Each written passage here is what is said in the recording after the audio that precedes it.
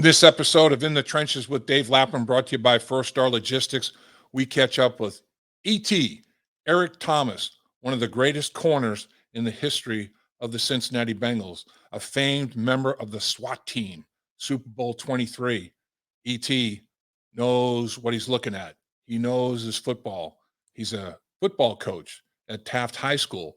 Also, just found out he's a track coach at Walnut Hills.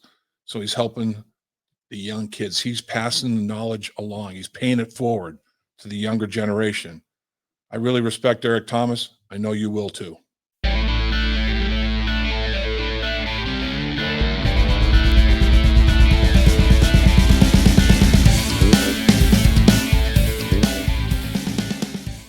Welcome once again to In the Trenches with Dave Lapham, brought to you by First Star Logistics, emanating from our beautiful studios here at First Star Logistics, and our very special guest today, none other than Eric Thomas, E.T., big-time member of the SWAT Team, Super Bowl XXIII for the Cincinnati Bengals. What a great year that was, E.T. And you come out of Tulane as a second-round pick, world-class speed. I mean, you competed on the track team. How big an adjustment was it to play cornerback in the National Football League coming out of Tulane? You know, it's funny you say that. As you know, corner is about trying to drop your hips and change direction, and it's all reactionary. It's not. You're not running routes like a wide receiver. Right. And so for me, being a sprinter and being a quarter miler, particularly before I started running 100 and 200 meters, I was a long strider. And so, when I first got to training camp, I found it difficult to get in and out of breaks because it was like every time someone took off going vertical on me, I would always shift into that quarter mile stride, right? That 100-meter stride, that real long stride.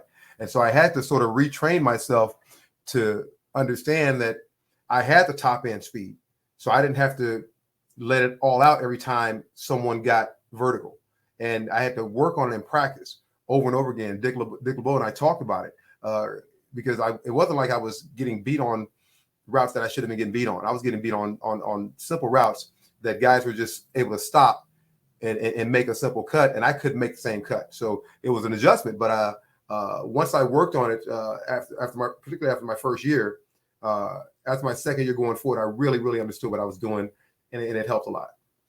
That closing speed, though, I mean, to have that kind of speed, that kind of acceleration, and if it did go poorly during the route, to be able to close like you did, you had unbelievable closing speed. That was a major asset, wasn't it? Well, it was, but and that part of that closing speed was the teaching of Dick LeBeau. Again, when you look at corners play these days, a lot of times you see them covering. You don't see them covered towards the upfield shoulder. And if sometimes you don't have to worry about looking back for the football, because if you cover the upfield shoulder, it'll take you to the football because that's where quarterbacks are throwing it anyway. So to understand not to have the temptation to look back and just drive towards the route really made a big difference in terms of how I was able to close. It's unfortunate because when I watch football these days, Lap, I don't see young players doing that. I don't see them trusting that they can use their eyes to drive towards the receiver rather than trying to use their eyes to play to the football. When you're playing man-to-man, your eyes can get you in trouble, as you know, because it can, you look back, it takes your drive angle away. Now, rather than you being on the upfield shoulder, you're slightly underneath. Ball's outside, guy catches, turns upfield. And I was the chance taker, as you know. I tried to play more sound and not try to take a lot of chances by jumping routes. I thought it was more important that I could put myself in position to get on the upfield shoulder to get the ball out and get the ball down rather than trying to worry about making the great interceptions. As you know, I wasn't a great interceptor anyway. These hands were not great. They were not great. But what they were great at closing on the football and getting football on the ground. You've mentioned Dick LeBeau a couple of times, a guy that was a Hall of Fame cornerback himself as a player, Hall of Fame coach as well. I mean, Dick LeBeau is just one of the greatest all time, in my opinion, in terms of coach, human being, all that. How fortunate do you feel having Dick LeBeau as your first mentor when you came to the National Football League? Solomon Wilcots and I talk about this all the time, Lap. We were very, very fortunate. I was a guy who had speed, but I was raw. And so I had to be taught how to play the position a little bit better. Solomon came in. Solomon was a corner in college at University of Colorado. Right. He came in and had to make the adjustment to play safety. and and the same guy is coaching us. And so Dick was just such a fantastic teacher and patient. You look at anyone who coached by him, he's really patient as a teacher. Right. And that makes the difference when you talk about young players. I'm not saying being patient so much to where you let a guy go out there and get you beat, but at the same time, you got to be patient enough to give him time to learn what you're teaching him. And Dick was so good at that, and he made playing corner understandable. When you see young corners these days, they go out there and they're just out there running around. And at some point, you got to lock down and play technique at that position, because when you make a mistake at that position, it's a big play. And I understood that, and Dick really put the onus on us to understand that. And, think about even someone like Billups, who was somewhat of a hard-headed guy. God bless his soul. He was a hard-headed guy in some regards. Right. But when Lewis locked down on technique, he was really, really good. Really good. Yeah. So what was it like? Give us a quick remembrance of the best thing about playing with the SWAT team. What was it about that unit that was so special? I think the fact that we were just a unit. I mean, when I tell you that we actually trusted one another, we trusted one another 100%. Everyone bought into what we were trying to do. And that was that we knew that if we played well on the back end, we weren't going to lose games. And Dick told us that. He said, we have enough on this back end. He said, we play well back here. He said, you guys can keep these games in check. He said, we're going to have a chance to win a lot of games. And we trusted that. And so when we went to practice and we were, working on technique, Dick was a stickler for that. I mean, you had to play technique. Even someone like David Fulcher, who was a bigger body guy, was required to play technique. And so, we trusted Dick that what he was teaching us would translate to the field. And as a group and as a unit, if we all did what we were asked to do, we play good football. And I think that when you go back and look at those games, there's no question that was some quality football. You can't get to the Super Bowl without playing quality football, as you know. Right. Well, you're coaching now at the high school level, and you're imparting all that knowledge on young players. Tell us what you're doing from the coaching ranks. Yeah, I just finished coaching at Taft High School right here in downtown Cincinnati, and we made it to the third round of the playoffs. Right. And traditionally Taft's been a school that's had a lot of discipline problems, a lot of problems with kids. As you know, a lot of our kids at Taft don't come from great households. A lot of them come from single parent households, and to have a chance to go down there and sort of have an impact on some of these kids from that respect is one thing. To have them go out there and play a high level of football for us was another. It was really rewarding.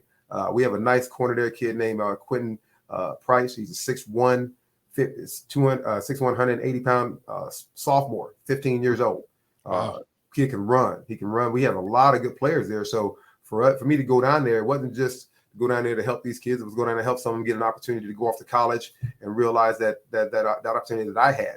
I had coaches that had an interest in me from the time I was in high school all the way up until through college. And as you know, Dave, that makes a big difference when you have coaches who believe in you and they trust you and they'll help you. Not only help you with things on the football field, but they'll help you with personal issues as well, family issues, personal issues, friends, and the like. So for me to have the opportunity to do that, it's been awfully rewarding.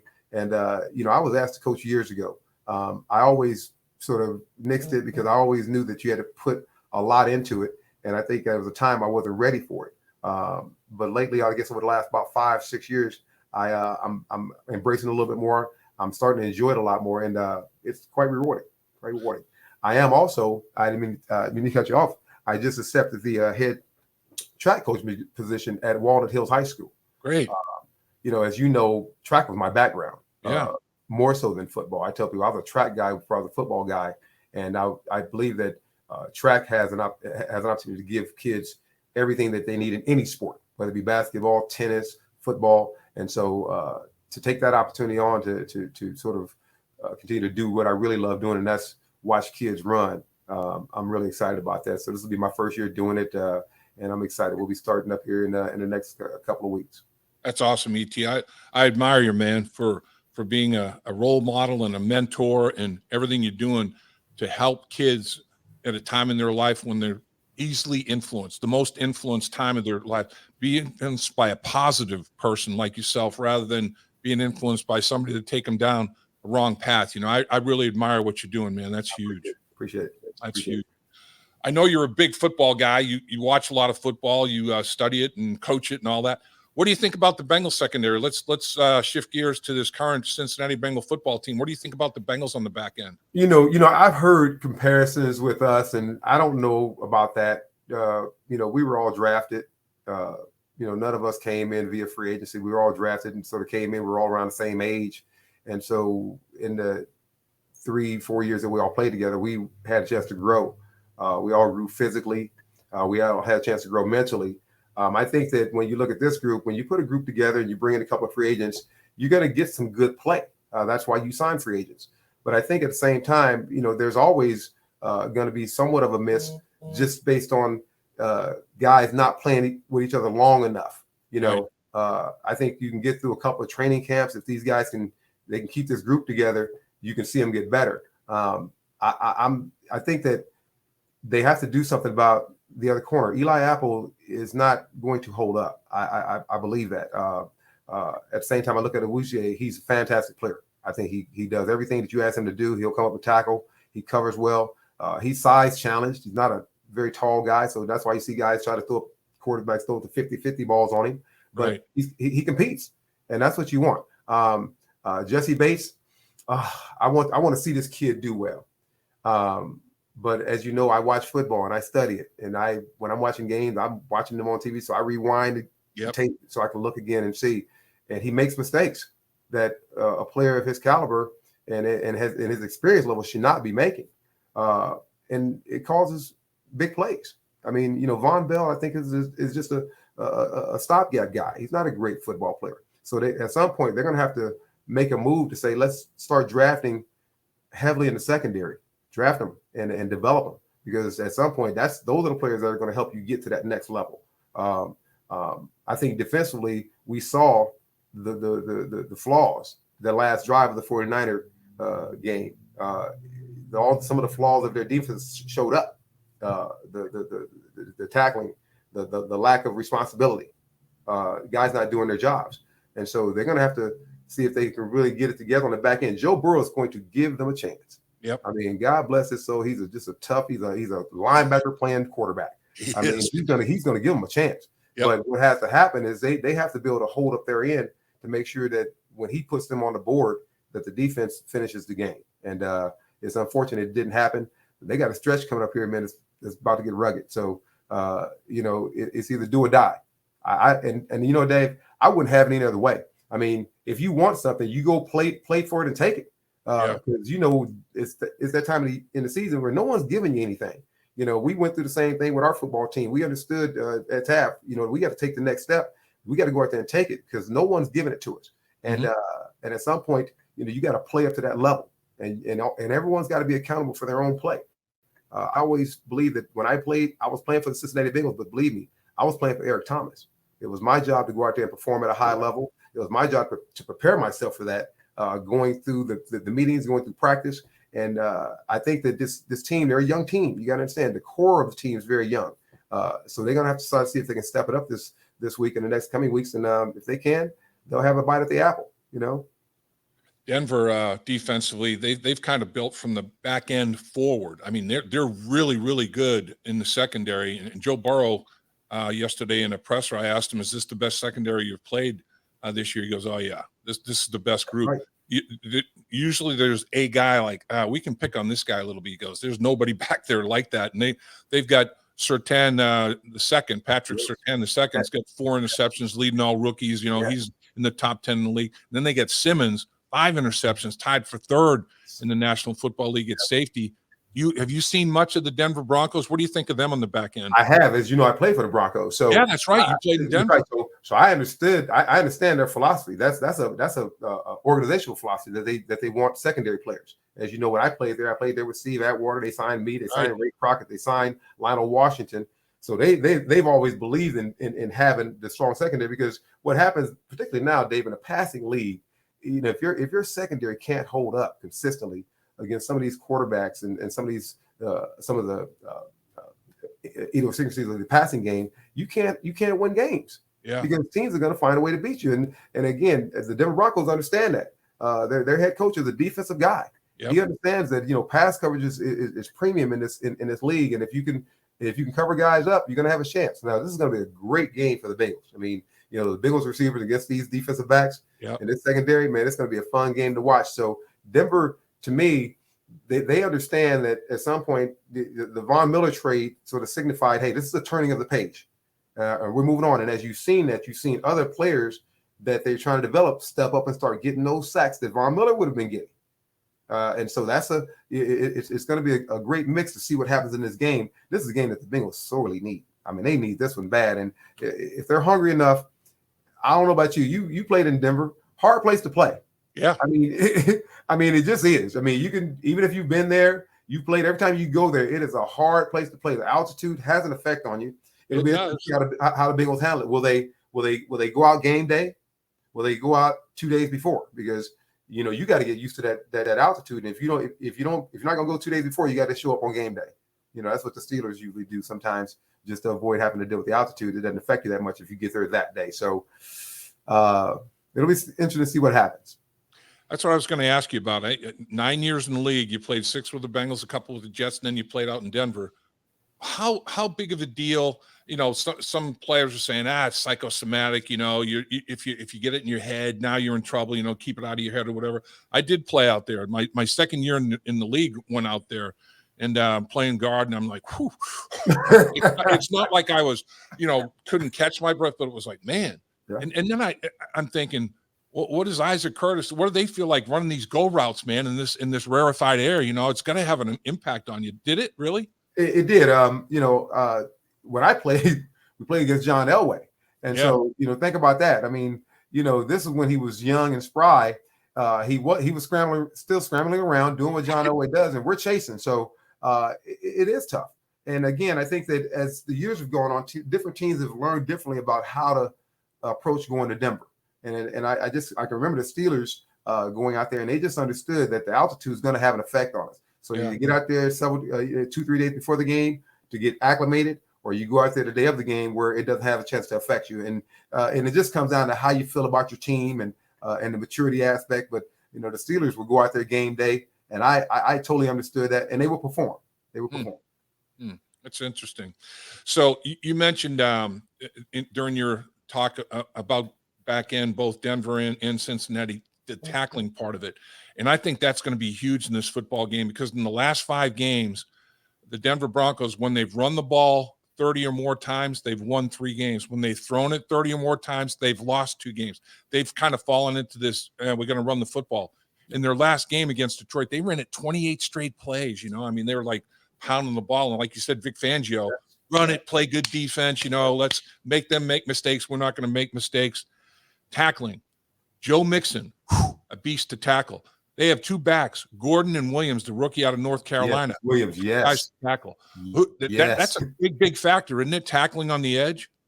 It is, and I tell you what, when you watch this Williams kid run, he's very good. He's very good. And you couple him with a veteran back like Melvin Gordon, who still has the speed and the power. Denver's doing what they need to do to win ball games. They're taking the onus off of Teddy Bridgewater, and they're putting it on their running game and their offensive line and their defense. And that's what defense coaches do. That's the philosophy of the defensive coach. We're going to take it off of our quarterback and we're going to put it on our offensive line and our running game. And it's a great formula, as you know, Dave. It wins a lot of football games. And the Denver Broncos are saying, look, we may not be great at the quarterback position, but what we can do, we can give him enough up front and offset a team enough to make sure that those alleys right behind those linebackers are there when Teddy Bridgewater drops back to throw the ball. It's a great philosophy. I kind of sort of wish we do more of that. Let Joe Mixon and the offensive line set the tone, and then Joe Burrow is going to be fantastic. He won't just be good; he'll be fantastic. So that's Denver's formula, and they're good at it. They're good at it. It hasn't won them every game, but it's put them in ball games. Every ball game, they're in it. I watch a lot of football, as you know, and teams I played for, I do follow. I follow the Jets as well. Again, a game that the Bengals should not have. That's a game we should have never lost. Yeah. I mean, you look at some of the losses that we've had and some of the ways they performed in games. The Jet game was just I thought that after the Baltimore game, sky was the limit. And then all of a sudden, you have the Jet loss, which is horrible. And then you have the Cleveland debacle, which was even worse because they played bad and they were beaten badly. And so now they got to come back. They've been in these games. They're in these games losing them, but they got to find a way to win these games. Young teams have trouble finding ways to win games. Like, Dave, you know that. I mean, people think that our team was a young team. We weren't. When I got to the Bengals, Solomon and I, we were just a younger injection of talent for them. But this wasn't a young football team, particularly offensively, And so, we thought that when I look at the Bengals, they're somewhat set up like that. I hope they can get to the point where they say, let's put the emphasis on the run game. And as you go into these colder months, you're going to need that. Let's hope they do it, because I think that's their key to winning, and not so much having Joe Burrow throw it 40 to 50 times a game. Javonte Williams, the second-round pick from North Carolina you're talking about, that kid, 5'10", 220. He's got a good lean. He hides behind the offensive line. He's not a real big, height guy. And he gives you no hitting surface. It's like tackling a pectoral and a quadricep. It's like he gives you nothing to hit. A back like that is hard to wrap up. So it's going to be a challenge. And the more they, run to the outside, that's where the smaller people are, and, less physical as such. Who was the guy, E.T., when you were at corner? I mean, who was the guy where it's like, ooh, this one's going to be a tough day? This guy, when he comes outside, man, it's going to be all day, every day at the office. Who was that running back? Well, as you know, we played in our division. We had the Houston Oilers / Tennessee Titans now, and they were just loaded, man. Yep. I mean, they were loaded. I mean, they had Alan Pinkett, they had Mike Rozier, they had Highsmith, Lonzo Highsmith. I mean, Lorenzo White. I mean, they just kept bringing running backs in, and they were just, and you knew it didn't matter who was in the game. I mean, and that's unusual. They were like the Cleveland Browns with the 2 running backs that they have, except they had 4 of them. And they all did different things. As you know, they ran the run and shoot, but when it's called the run and shoot, they ran the ball as much as they threw it. And so it was one of those games. I played back in the Bo Jackson era, so I had a chance to play against him a couple times. Everyone knows what Bo Jackson was. I mean, when you looked at him physically, you knew this is a problem. Yeah. I mean, he was the real deal. I mean, thick legs, really, really thick legs, and very powerfully built. Because Bo Jackson's probably about maybe 6 feet, 6'1", maybe. Wasn't 6'1", maybe 6 feet. But when you look at the big forearms and this dude was a horse. So, there were guys like that I played against. Obviously, I played against Kevin Mack, Ernest Miner. Kevin Mack, you were scared every time you played him. I mean, this is a linebacker playing a linebacker playing running back. Of course, we were scared. So when I think about it, I'm a smaller guy. So, but we knew going into different games, get ready, because this is what you're about to get. Now, this Williams kid is not like that, but I think that in the next 2 years, he stays healthy, he's gonna be one of the top backs in the league. He's got the wiggle, he's got feet, he's got power, he can catch the ball out the backfield.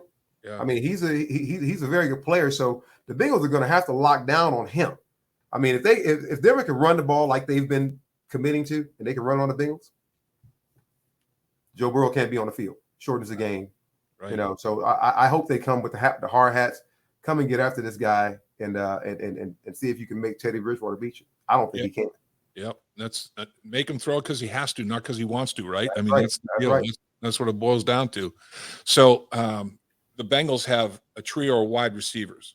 I mean, the Bengals are the only team in the National Football League that has 3 wide receivers with 55 catches or more. Boyd has 55. Higgins has 57. Chase has 60. Other teams have 3 players with 55 catches or more, but could be a tight end, could be a running back.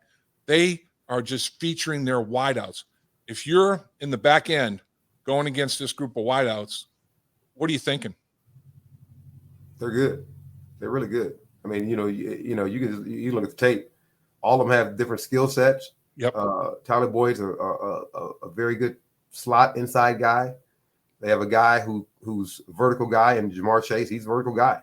That's what when you look at them and see how you decide who's what. And then you got the big receiver in T. Higgins, the big guy that they can just match up and throw the ball up to him. So, when you talk about trying to match up with these guys, you have 3 corners that can do that? I mean, most teams don't.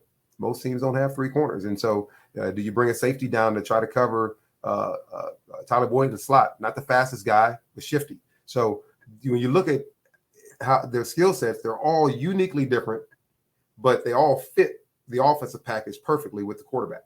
And so it's gonna be a great challenge. If I was looking at them, I'd say, man, we're gonna have to bring it. I mean, we got to cover these guys up. You're going to have to mix it up. Play some man, play some zone. Try to see if you can confuse them more so than the quarterback. Don't worry about trying to confuse Joe Burrow. Try to confuse the receivers. Try to see if you can get them to run in a spot that they shouldn't be versus a different defense that they thought they saw. So it's going to be a great challenge. Like I said, the three of them together, man, it's three-headed monster, man. When you throw in the quarterback, I think that it's probably collectively the best group in the league.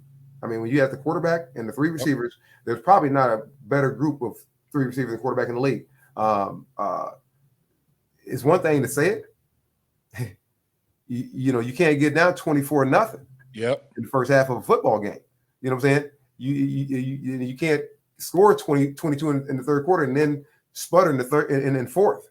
So that's the thing with this team. That's the young part. They're dynamic, but they're not consistent. And in order to win this league, you have to be consistent. Dynamic's great, but you just want to be consistent. I mean, that's what the Tennessee Titans do. They're not an explosive football team. They're just trying to be consistent every week, and they're consistent at what they do, and that's why they win. If the Bengals can find a way to harness that explosiveness and expand it throughout the game, where they're just basically constantly making plays and driving the ball, and if nothing else, eating clock, but at the same time getting your points. 2 field goals, 2 touchdowns, maintaining some consistency. It's important that they do that, and right now, we just don't see it. They're sputtering for too long, and that's putting the defense in a bind. And see what happens is in that game the other day, 49er game, think about it, Dave, the defense just had to play so much in the first half that by the time the game got late and by the time it got into overtime, the defense just could not hold themselves up. Yeah. And this is what Zach Taylor's got to understand, that's why it's important that you try to make sure you run that ball to save your defense from being in that position. Because, again, they played pretty consistently the whole game, sputtered a little bit in the fourth quarter, but then the overtime, the defense had nothing left. And I've always believed that Dick LeBeau used to tell us this, we play defense, once you get over 50, 60 plays, I mean, you get into 70 plays, you're in a dangerous area because you're not going to hold up. It's going to be a mental breakdown or a physical breakdown. Yeah. And I think that when we watched that game the other day, that's what happened. You're right. There's physical fatigue and there's mental fatigue, and they're both dangerous, man. There's no question about it. And right. What's it like when you force a team to punt? Excuse me. They punt the football, you muff the punt, fumble it, and they recover it. You have to run right back out in the field. Now, you didn't even get a chance to collect yourself on the sideline, and all that yardage that was punted, when trying to flip the field. Now, not only do you have to go back out in the field, but instead of defending a long field like you're defending a short field. So it's a double whammy. I mean, what does that do to the momentum of a defense? And it happened twice to the Bengals. That's right. Defenses are taught to expect and understand that there's always going to be sudden change. And so that's something that coaches talk about. As they coach that up. We talk about, right. The fact that we could come off the field and that could happen. Muff punt, we right back out there, defense come on, and you have to respond to that.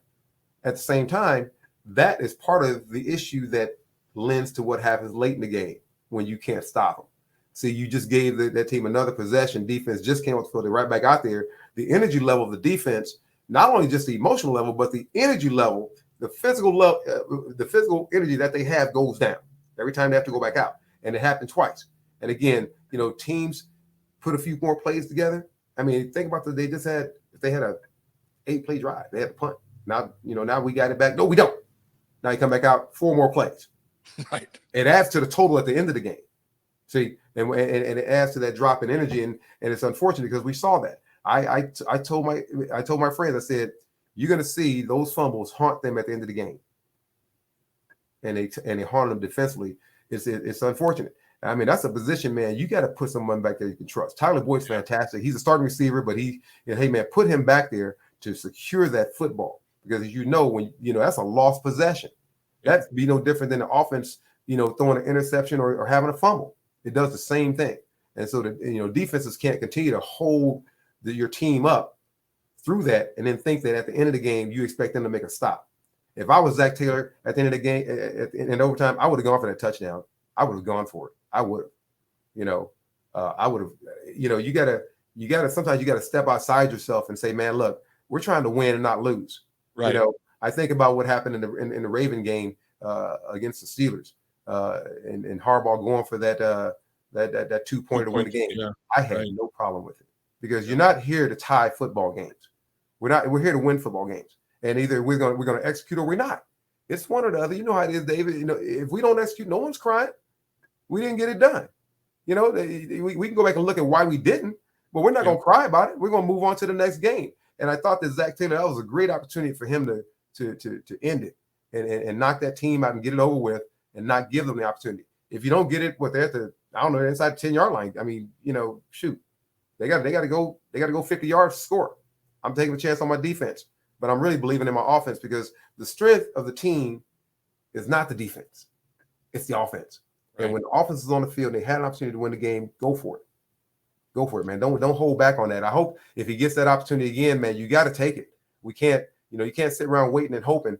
That's wait and hope. We hope that the defense stops them. No, that's not what you should do. You should be saying, we're not going to hope anything. We're taking the game away from them. We got our opportunity. And I have a lot of respect for Harbaugh doing that. And I was hoping that when he got in that situation, that Zach Taylor, I wish he would have gone for it. I don't think the fans would have been disappointed. Yeah, especially if we have a successful play and we win the game. Yeah. As the old saying goes, play to win. Don't play not to lose. I mean, well, you watch, Dave, how many games of teams played to go into overtime and then they end up losing anyway? Yeah, when they had a chance to win. Man, you down one, man. I'm going for it, man. You're trying to win games. You don't. In Harbaugh's situation, he had lost he didn't have any cornerbacks. He had lost people, and he's like, I'm not going to be able to defend anybody anyway. Might as well try to win the game right now. Right. When I'm putting my defense in an unreasonable situation. That's right. Offensively, this is our best chance. We have our MVP candidate. We got Andrews. Let's go try to make a play. And they called a great play. It just wasn't executed. And when you think about it, Zach Taylor was someone in the same position. I mean, the defense had done what they could do. I mean, the early turnovers, the muff punts. I mean, the defense has been out there for a long time. And I don't know how many plays they played. You can probably check that and find out how many defensive plays they played in that game. But I know in the 60s, high 60s, I think. Once you get over 50 snaps, man, you're in a dangerous area. And once you get in high 60, 70 snaps, man, those last, what's going to be the worst plays? The last 6 or 7. Yeah, that's true. What happened in that game? I mean, so I think the Bengals have a shot. They have to be able to go out there and perform at the right time and get games done, and not allow themselves to get down 24-0, not allow themselves to go out there and get slumped into playing a raggedy football game against a raggedy team like the New York Jets. I mean, these next 4 games should have all their attention. So should be no reason why they shouldn't go out there and perform well. But again, we're talking about a young football team. Gee, they're young. It's like you said, the last 4 games, everybody is in the playoff hunt. Yeah. All AFC teams. There's 12 teams. 12 of the 16 teams are still 500 or better, which is unbelievable. Again, I don't know if I've ever seen this. Yeah, I was just telling someone else, one of the best seasons I've ever seen in terms of how the games are playing out and everyone's winning. There's only maybe 2 or 3 terrible teams in each conference. There's only 2 teams in the AFC eliminated, I think, and they're already 13 games in. But so those 4 teams, 2 of them are division opponents, Baltimore and Cleveland. So you're still in. All you can ask as a player is to be in control of your own destiny, and you're still in control of your own destiny. But the window of opportunity is shrinking now. You can't afford to stub the toe anymore. What do you think, ET? Can they get it done in the final 4 games? Win enough of them? I think they got to win 3 out of 4. I think they can too. I think Kansas City is going to be right. I mean, that's going to be dicey. They're playing well. Yep. Kansas City's playing well. They got to start with 1. This is a Denver team that's sort of stubborn. They're not going to go away easily. They're not just going to give the Bengals anything. And so the Bengals have to understand their hands going to be full here. They can get this game. This should be a win. I'm just going to say that they should win this game based on talent. Then you think about Kansas City. Maybe they play Kansas City and they beat them. Maybe that's the game that propels them. But we saw after they beat Baltimore, it didn't propel them. It sent them the other way. And then they're gonna be left with who? Cleveland and Baltimore. Cleveland and Baltimore. Baltimore. Yeah. Baltimore's on shaky ground. I mean, they're just hanging on by a thread. I mean, injuries. The only best thing they got going for them is their quarterback. Now, the Cleveland game is going to be huge. Cleveland beat the Bengals soundly. Yep. And I got a feeling that they think that they can beat them again. I agree. Do. Baker Mayfield is 5-1 against the Bengals, and he's under 500 against every other team That's combined right. in the league. He thinks if there's one team that I can beat again, it'll be the Bengals, and that'll be a season finale. I think that, just like you said, they can get 3 or 4. Let's take Kansas City out of it. Say Kansas City beats them. They get 3 or 4. Come down against Cleveland. That's the opportunity. I mean, that's going to be the big game, just as it should be. You know, I mean, if Cleveland beats them, Cleveland's going to be in, probably win the division. If the Bengals win, Bengals going to win the division. Yep, it'd be great for the city. It'd be a 10-7 record, 5-1 in the division if that all happens. Quite impressive. So they win the tiebreakers, and 10 games should get them in. You know, if you lose one of those, if you go 2-2, 9-8, now you're talking tiebreakers. You know, which you don't want to lose the division game. If they lose one of those division games, they're 4-2 in the division instead of 5-1. It's going to be interesting, man. All I know is you gotta take care of your own business and not worry about anybody else, right? You got to control your own destiny. That's right. Everyone that they want to play is coming to see them. Yeah, you know, they're going to see them. They're going to see the Browns. They're going to see the Ravens. You know, I mean, Kansas City to me is a great test for them. It's a great test just to go out there and play against a great quarterback and see what they can do against him. Joe Burrow is going to look forward to that. He'll match up well against Mahomes, and so I think that game. I don't worry about that game. That game, they're going to be sky high and ready to play. We know that. Yeah. In the division games. Right. That's right. And the division games going to be fine. The game I worry about is this one, this Broncos game. What they got to understand that it's a conference game. And when you start getting into tiebreakers, the 49er game, non-conference didn't kill it. Minnesota didn't kill it. Right. You know, but the conference, if you lose this game this late in the season, with all conference games left and 2 division, I think they're out of it. But I agree, T. They got to play every remaining game like it's a playoff game. They got to have that atmosphere. I got them rep tight. I hear you. I'm crossing everything up. I'm crossing all 4, man.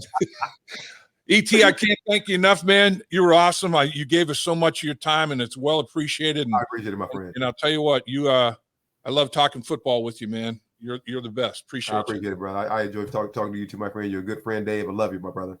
You're the best. Thanks, ET. Have a great one, sir. You too, brother. At First Star Logistics, we're a very strict company that really puts the pressure on our employees.